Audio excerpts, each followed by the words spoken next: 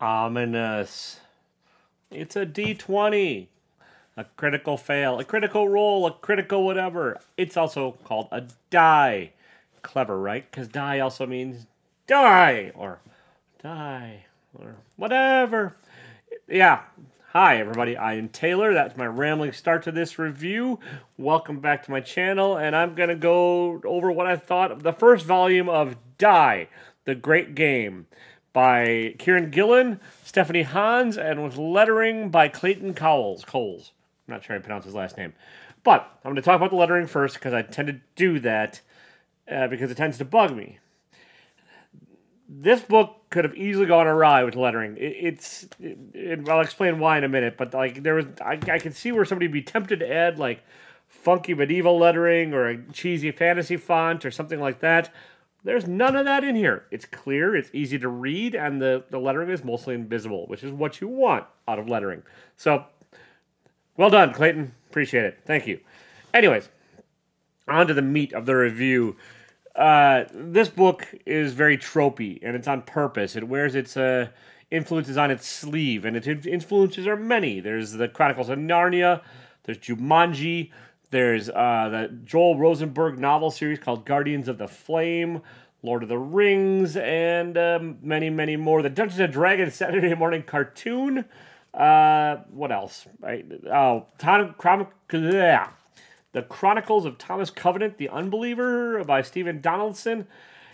This book, if you haven't figured it out by now and you don't know the references I'm talking about, basically, ordinary teenagers are transported to a fantasy land and have to do questy type stuff. It's been written about a lot before, and the author acknowledges this. The first person, third person, whatever, the narrative, the narrator acknowledges this, and the story doesn't so much flip it on its head as it does own it, but tries to make it a little bit darker probably than most of them, although Thomas Covenant is pretty dark, especially in the beginning. And it mostly succeeds. You have a cast of characters. They're all in high school. They meet up for a birthday party. A little bit of spoilers, by the way. Spoilers. And they get transported to a fantasy land. They show back up 2 years later. One person's missing an arm, and then time fast forwards about 25 more years in the future, and nobody's happy. Everyone's kind of miserable. They're all living their life, but they all have problems. And they end up getting sucked back into the fantasy land. And so that's kind of the trope, and that's where this book starts and takes off for the most part. And basically what happened is they left one of their own behind the first time they escaped. They have to go back. But that person that's been left behind doesn't want to leave and has gone a little bit crazy, or was crazy beforehand, and wants them to just play and stay in the land. And so that's the overarching what's happening. And then there's also a lot of like identity themes and crises that happen in here, or like the idea that you can be your true self if nobody knows you, or if you're in a strange land. And what is one's true self? They'll do like role. Is role playing more true than reality, or are we all playing a role? There's a lot of things that Kieren touches on in this, and it mostly works. It's a gorgeous book. Stephanie Hahn does a great job. I believe it's all digitally painted. I'm almost positive, but there's a chance it could be done traditionally, but I'm pretty sure it's all digital. And the covers are great. In case you can't tell, the triangle design is what happens if you break up a D20 and lay it flat. Pretty clear storytelling. Pretty clear as far as visual goes. There's a little bit of confusion sometimes as far as what happens, and like it's not a straight like conversion from this into Dungeons and Dragons, but there's definitely like each character has their role to play in the fantasy land, and they all have their bits and parts to play in this little, fantasy story. It's a cliffhanger ending at the end of this one. This is the first volume. It's going to have a finite ending, I believe. I think it's going to end around issue 20. The first 3 arcs are available in trade paperback. The last arc is not yet. I don't think it's started yet. It's coming out. I will be finishing it. I'm curious to see where it goes. Yeah, I really enjoyed this. It's a little bit of a it seems a little impenetrable at first, but I sometimes have that with Kieren Gillen's writing. He writes these like kind of cold, callous, sad characters that are just kind of mean to each other, and this is no exception. And it's just and also like they tend to be godlike or deal with like godlike imagery and mythology and stuff too. And he references a lot of things in here, and he does a lot of research. There's essays at the end of this. I've not actually read them, I'll be honest. And I believe he also like there's a color mood board.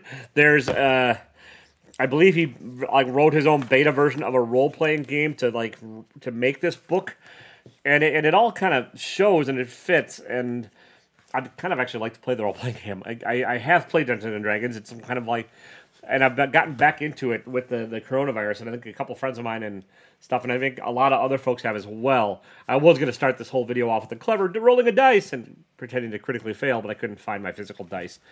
I've been playing online so much lately that I don't know where my actual dice are. But yeah, there is an escapism involved in role-playing, and there's an escapism element to this book, but it's not a positive one. And it's sort of also possibly posits that the reality is the escape. It's trying to twist it all around a bit, and I know this is kind of a muddled review, but it's a little bit of a muddled story, a little bit. Not horrible, and it doesn't give you all the answers. It kind of, like, you kind of learn as you go about these characters, and you learn their backstory, and you learn their motivations, and some of their tragedies and difficulties, and it unfolds slowly, and I like that form of storytelling, where it's not all just shoved in your face, or not all an exposition dump at once. It does make it a little bit, like, seem a little impenetrable at first.